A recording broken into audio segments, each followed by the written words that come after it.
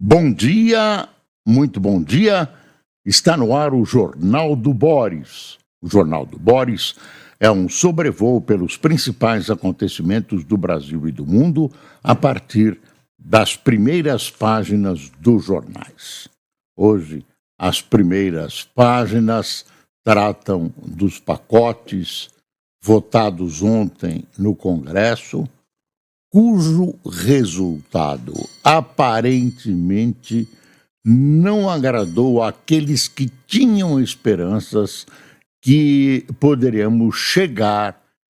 poderíamos chegar a alguns resultados melhores do que os alcançados. Claro, houve alguns avanços, mas as expectativas a respeito do pacote, está sendo chamado de desidratado, foram frustradas.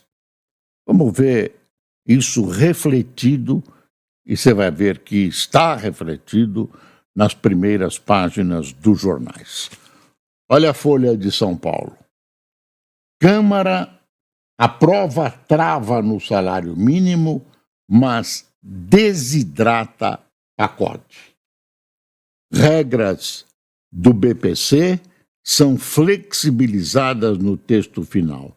Governo negocia emendas para obter votos. Quer dizer, os senhores ínclitos parlamentares, mesmo nos projetos que mais interessam a população, cobram o seu preço em emendas, e preço que não é baixo, que não é barato para nós contribuintes brasileiros. Estadão. Câmara aprova pacote fiscal, mas atenua freio a BPC e supersalários. Você vê que o Estado e a Folha pegaram aspectos diferentes dessa flexibilização que os senhores parlamentares fizeram nos projetos. Aí continua o Estadão. Casa avalizou regra que limita ganho real no valor do salário mínimo. Ponto crucial para o governo. Vamos para o valor. Aqui, ó. Após BC vender 8 bilhões de dólares, dólar fecha em queda, cotado a R$ 6,12. Quer dizer, fechou em queda, mas está muito acima do que a gente pode chamar de normalidade. Para isso contribuem N fatores. Eu não vi dois economistas dizerem a mesma coisa. Não vi. Talvez Galípolo e Roberto Campos tenham aproximado as suas ponderações a respeito. Aliás, tem uma foto dos dois aqui. Estão fazendo uma transição civilizada. Eu quero lembrar que nessas subidas da taxa Selic, o Galípolo, indicado por Lula, e os outros indicados por Lula formaram na unanimidade da decisão. Então, não adianta o PT gritar contra o Banco Central quando os próprios indicados pelo Partido dos Trabalhadores, pelo governo Lula, votam contra, pelo menos, a retórica do presidente Lula de que tem que baixar juros e tal, etc., o que tecnicamente não é visto como correto pelas pessoas que querem botar a economia brasileira nos trilhos. Deixa eu ver o que disse mais aqui o valor. Declarações de Galípolo e Campos Neto, recompra de títulos pelo Tesouro e aprovação da PEC de revisão de gastos pela Câmara aliviaram a pressão no câmbio. Mas continua muito alto. Vamos observar como é que vai ser o comportamento hoje. Teve gente que ontem falou em ataque especulativo do mercado financeiro e tal. Olha aqui o Globo. Câmara aprova pacote que muda salário mínimo e benefícios. Projetos enviados pelo governo para reduzir gastos foram, em parte, desidratados pelos deputados. Dólar reflui após forte intervenção do Banco Central. Ontem eu vi um comentário do Gabeira na Globo News a propósito. Gabeira foi deputado, político experiente e tem bom senso, a propósito da Câmara e do Senado. Então ele historiou, e eu vou tentar transmitir rapidamente para você, ele historiou essa degradação que vem sofrendo o legislativo brasileiro. Ele disse que antigamente, lá, X anos atrás, 30 ou 40 anos, quem eram os presidentes da Câmara e do Senado? Eram as figuras, o critério para a escolha eram as figuras mais ilustres, mais brilhantes, mais operativas, né, do seu respectivo plenário, do Senado e da Câmara. Por exemplo, Ulisses Guimarães. Então você tinha a escolha recairia sobre alguém cuja a luz pudesse representar e iluminar de um lado e de outro o Congresso Nacional. Essa tinha um halo de representatividade, de sapiência, de honorabilidade, né? Alguém que tivesse nobreza nos gestos, um estadista. Esses eram os critérios de escolha dos presidentes da Câmara e Senado. Devagarzinho, ao passar dos tempos, as coisas foram se degradando, várias eleições, e Câmara dos Deputados e Congresso passaram a eleger os seus presidentes baseados numa visão sindical, numa visão corporativa. Quem é que vai me dar mais cargos? Quem é que vai aprovar mais emendas? Quem é que vai defender os nossos interesses paroquiais? Ah, é fulano de tal. Quem é que vai? Aí você entende por que os atuais presidentes Lira da Câmara e Pacheco do Senado chegaram à presidência no Legislativo brasileiro, um da Câmara, outro do Senado, porque eles representam esse sindicalismo anti-brasileiro, né, que move hoje talvez a maior parte dos parlamentares, tanto da Câmara como do Senado. Então, é uma degradação do legislativo brasileiro, que de pessoas que poderiam, evidentemente, eram classificadas como estadista, que tinham luz própria, né, que iluminavam para dentro e para fora, citando Ulisses Guimarães, trocando por figuras menores, cuja virtude é a capacidade capacidade de cumprir e o cumprimento dos compromissos paroquiais, sindicais, corporativos dos senhores parlamentares. Então, lamentável. Isso mostra a medida em que nós caímos, a medida da queda da qualidade do Congresso e da busca, em determinados momentos mais difíceis, de uma união em torno dos interesses do Brasil.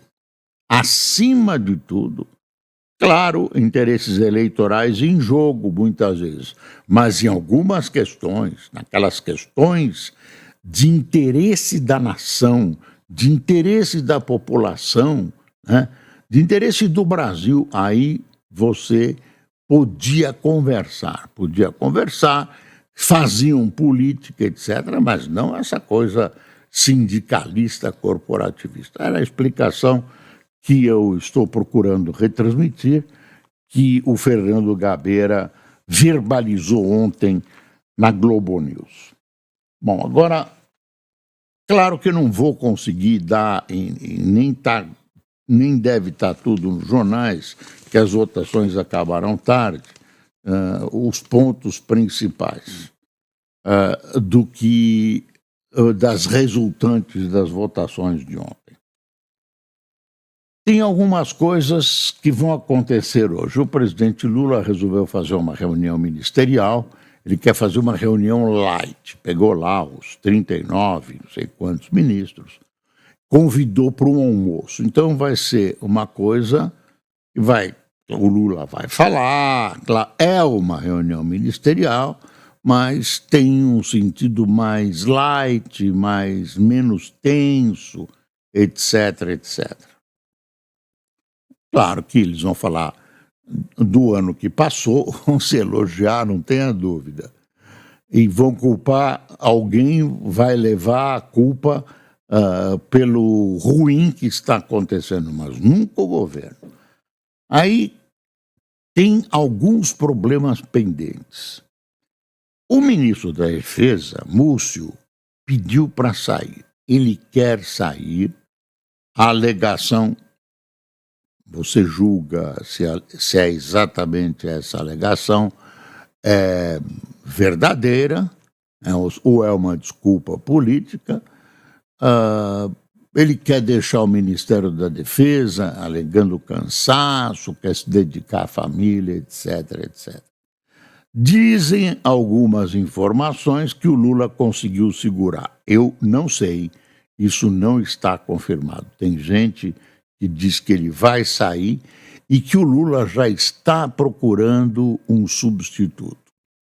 O ministro da Defesa, Múcio, tocou muito bem a pasta, porque ele é um conciliador, ele é uma pessoa pacifista em termos políticos, ele é educado, ele é cortês, hábil. Então, numa zona difícil de trafegar, como a zona militar, ele foi bem. Ele foi hostilizado em alguns momentos. Teve uma compra que o Brasil ia fazer de um material bélico israelense que, por questões ideológicas, foram barradas. Já estava tudo pronto, aprovado. E era uma operação grande de mais de R$1 bilhão. E ele se queimou porque isso, por razões, somos contra Israel e tal, vamos segurar. E a operação que estava liberada, em detrimento da qualidade do material e do que o Exército, a Marinha, a Aeronáutica precisavam, esse material não foi comprado, atrasando a substituição por equipamentos mais modernos nas Forças Armadas brasileiras. Então, e tem um outro assunto pendente que o Lula já falou, que é uma modificação no Ministério na área da comunicação. Lula acha que a comunicação não vai bem, que o governo dele é maravilhoso, mas isso não consegue ser demonstrado ao público. Porque é o Paulo Pimenta, dizem que vão arranjar um outro lugar para ele, né? Não vai ficar desamparado, abriu mão da sua vida toda para assumir esse ministério. Ele pode ser uma boa pessoa, não tenho nada contra ele e nada pesa contra ele, porém, ele não é um especialista em comunicação, ou talvez, não, às vezes não é um especialista, mas se cerca de gente que sabe. Não é o caso dele, eu não sei se tem gente boa lá. O fato é o seguinte, não está acontecendo. E isso é um fato. A comunicação do governo é um horror. É um horror.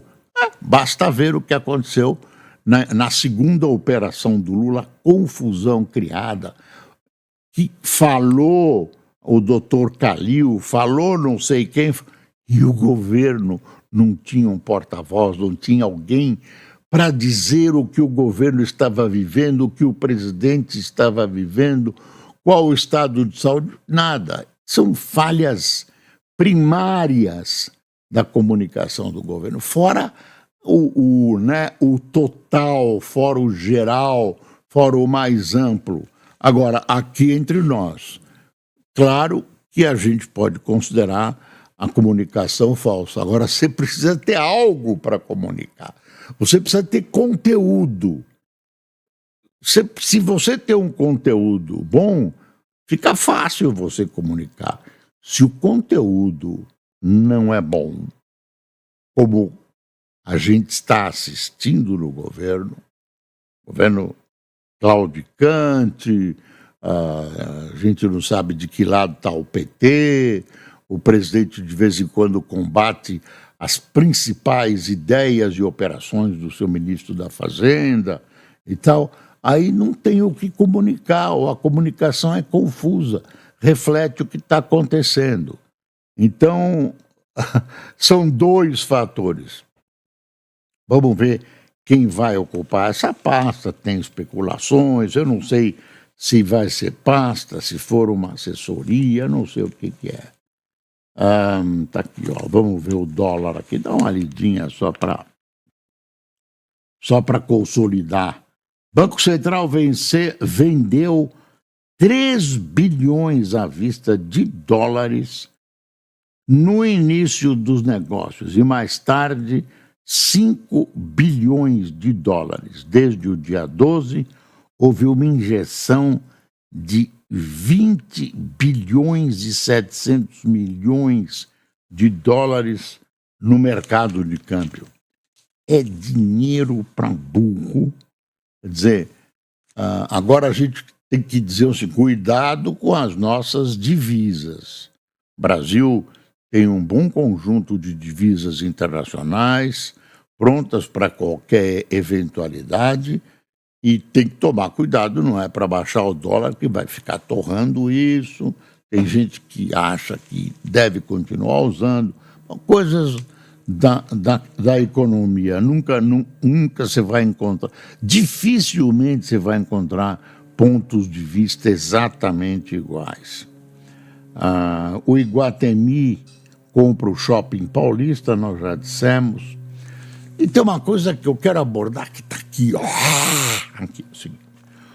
O STM, o Superior Tribunal Militar, revendo um processo daquele magote de militares que atirou contra um músico e contra um catador que estavam passando na frente do quartel e mataram esse músico com 257 tiros. 257 tiros. Na revisão do processo, eles acabaram condenados, mas a 3 anos de prisão em situação aberta. Mataram o cara, mataram o outro. Primeiro disseram que houve um tiroteio. No dia seguinte, e que foi em defesa própria, né? Foi defesa. Eles revidaram. Porra! 257 tiros, defesa. Aí retificaram, o Exército retificou, teve uma crise de inteligência, retificou, e aí ficou essa coisa confusa e essa coisa corporativa do STF, uma decisão corporativa, dizendo, alegando que a morte não foi desejada pelos militares que atiraram, que ela não é uma morte de propósito, ela foi sem querer, né? Não tiveram intenção de matar. Pô, 257 tiros não tem intenção de matar, é de autodefesa? Pelo amor de Deus, onde é que nós estamos? O Duque de Caxias deve estar revirando no túmulo, ele que é o patrono do Exército Nacional, por essa ignomínia que o tribunal pariu contra a população civil. Simbolicamente é muito grave. É muito grave, né? É uma ação na qual as pessoas se reúnem, né? E tomam uma decisão que é uma afronta ao direito, uma afronta à população, uma afronta à democracia, uma afronta ao Brasil. Isso é uma vergonha.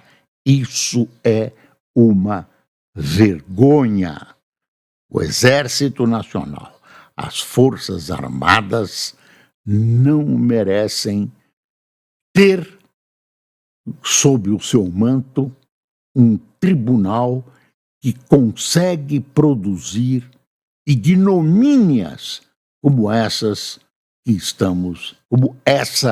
estamos assistindo. Tenho dito. Bom, o Estadão está aqui pé da vida com as votações de pacotes, etc. Vou mostrar para você. Congresso afronta o Brasil. Diante de um presidente incapaz de sinalizar preocupação com o equilíbrio das contas, deputados e senadores desidratam ajuste fiscal e fazem a farra com emendas e verbas partidárias. Aumentaram também a verba partidária eleitoral. E aí termina assim o editorial. Se há cegueira na convicção e na avaliação de Lula da Silva, pouco importa. Se o presidente da República, que em tese é o maior interessado, não acha que há um problema fiscal, não há razão para o Congresso se preocupar com o tema. É o fim da picada. Tem a abertura também. O Estadão está bravo aqui. A esta altura é ocioso afirmar que o Congresso não dá a mínima para o Brasil e para os contribuintes. No entanto, não deixa de espantar a sem cerimônia com que os senhores deputados e senadores ignoraram olimpicamente as agruras fiscais do país e enfraqueceram o já esquálido pacote de ajuste fiscal apresentado pelo governo. Além disso, aproveitaram o ensejo na votação da Lei das Diretrizes Orçamentárias de 2025 e deixaram em aberto a possibilidade de aumentar a verba do fundo partidário de 1,3 bilhão para 1,7 bilhão e proibiram o corte de emendas impositivas no orçamento caso haja aumento de despesas obrigatórias. Dá vontade de falar um tremendo palavrão. Um dia eu falo, viu? Porque é demais. Aí tem uma outra coisa, a semente da próxima crise dos estados. Com aval da União, por unanimidade, Senado aprova a PL que permite a enésima renegociação da dívida dos estados, sem sequer exigir corte de gasto dos caloteiros contumazes. Então, é assim, você gasta mais, o Estado vai lá, gasta mais e sabe que no fim tem uma anistia que vem o governo federal e vai auxiliar e tal, porque não quer ver as coisas explodirem. Então, isso é muito ruim, Também é outro desrespeito. O governo de São Paulo está incluído também. Desrespeito à população. Eles não cumprem os compromissos que assumiram E olha aí, deixa eu ver. Tá aqui o nome dos governadores, etc. Lamentável, lamentável, lamentável. Olha, eu falei do Fernando Gabeira, ele tem um artigo aí que o título já diz tudo. Emendas parlamentares, a grande jabuticaba. O Brasil fragmenta o uso de seus recursos orçamentários, reduzindo a eficiência, produzindo redundâncias e estimulando a corrupção. É como ele vê as emendas e eu vejo assim também. Eu ainda as vejo como antidemocráticas, porque favorecem os atuais ocupantes de cargos parlamentares contra quem quer chegar, prestar serviços, né, ajudar a pátria. Ai, que bonito. Lula evita a saída de Múcio da Defesa, ainda não se sabe, mas é o título do Estadão. Mas Alckmin já é cotado para a pasta. O Alckmin está lá no governo, ajudou muito a eleição do Lula, né? Deu uma limpada nessa imagem esquerdista do PT e tal, enfim, deu um lustro e tal, e a diferença foi pequena, então o Alckmin teve uma participação efetiva na eleição do Lula. E quando o Lula vai ficar inconsciente no hospital, vai ser operado, não deixam o cara assumir. Dão uma série de tarefas de presidente para ele, não deixam assumir. Olha, meus pêsames, viu? Meus pêsames. Esse cara se enche. Aí eu tenho um advogado que é uma figuraço, né? O pessoal não lembra dele, mas é um tremendo advogado. José Luiz de Oliveira Lima foi advogado do Zé Dirceu, dizendo assim: o general, né, está se referindo ao Braga Neto, não praticou crime algum, portanto não fará colaboração. Olha que afirmação. Aí o repórter faz uma entrevista bem feita, é uma repórter, 2, Raíssa Mota e Fausto Macedo. Deixa eu ver. Braga Neto foi preso sob suspeita de obstruir a investigação. Como o senhor pretende derrubar a acusação? O general, em momento algum, obstruiu a investigação. Não existe nenhuma prova minimamente confiável disso. A tese de obstrução é construída exclusivamente com base na palavra de um delator com credibilidade zero. Aí tem a pergunta: o general participou de reuniões golpistas? O general Braga Neto é um democrata, não participou de nenhuma reunião golpista. O senhor já conversou com o general? Estiveram juntos presencialmente? Estive com o general hoje, que é ontem, que apesar de estar privado de sua liberdade, está sereno, confiando na sua inocência, na justiça e no judiciário. Ele pergunta se o general se surpreendeu com a prisão. Claro que surpreendeu. Não, estou esperando aqui a prisão. Nossa, chegamos ao final, tanta coisa para falar, tanta coisa. Operação da PF mira uso de cota parlamentar por assessores e deputados. Assessores, será que eles fazem sozinhos, não têm autorização?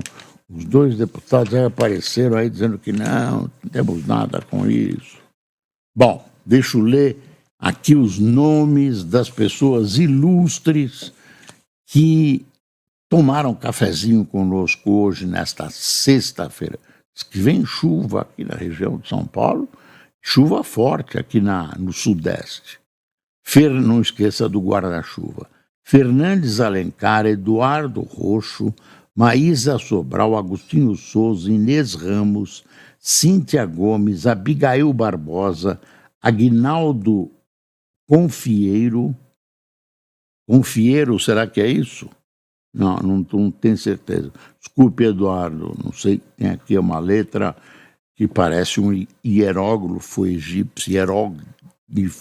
egípcio. Luiz Brito, Eloy Pedro, Delmi Lamana, Juliana Lobão, Marciliar da Silva, Admir Nazário de Taipava, Genésio Cocline de Joinville, Gregório Postigo do Pará e Neca Estevão de Triunfo Potiguar.